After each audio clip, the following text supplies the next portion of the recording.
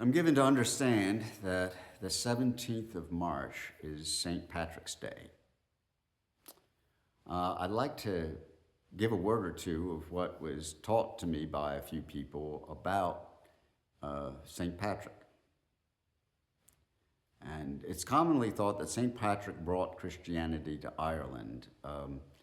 Christianity was already in Ireland. What he brought was Roman Christianity, Latin Christianity. Now, the Christianity in Ireland was not the majority, perhaps, and it may have been mixed in with paganism, but some of the witness of that might be misunderstanding and enculturation.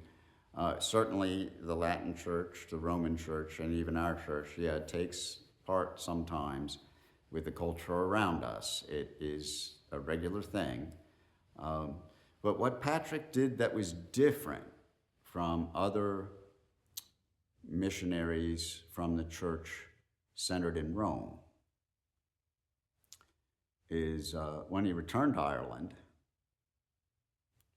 he listened to whatever was told him.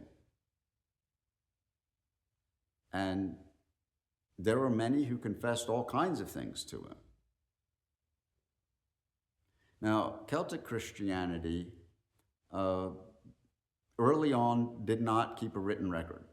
And so that's a little bit of a problem because we don't have written record of much. It was oral tradition by and large. And I want to say that the Venerable Bede, who wrote a history of the church in Britain, if you read him, you have to be careful because he denounces paganism, but he also denounces Celtic Christians as badly as he denounces paganism.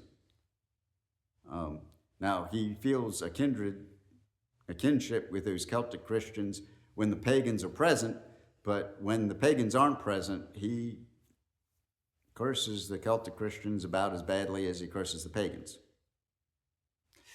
St. Patrick was very different.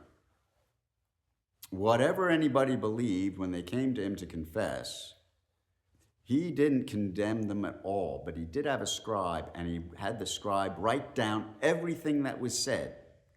So a lot of the ancient folklore of Ireland was recorded by Patrick's scribe. And Patrick never condemned any of these beliefs, but he did receive confession and he did baptize people into the Roman Church. So what he should be credited for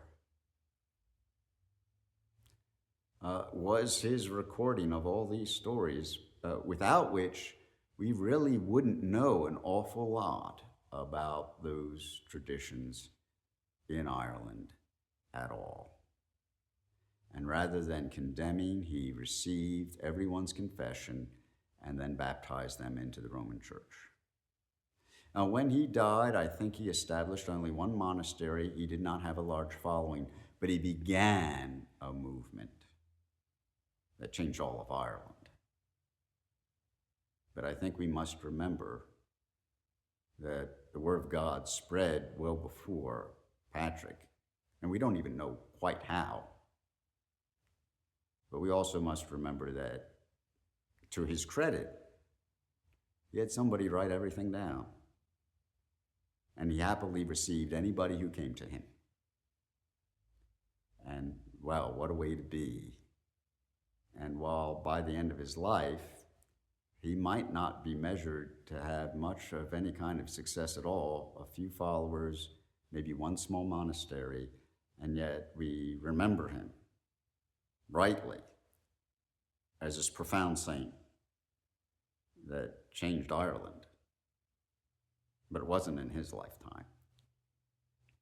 So remember to offer what the Lord gives you, and remember to receive everyone who comes to you.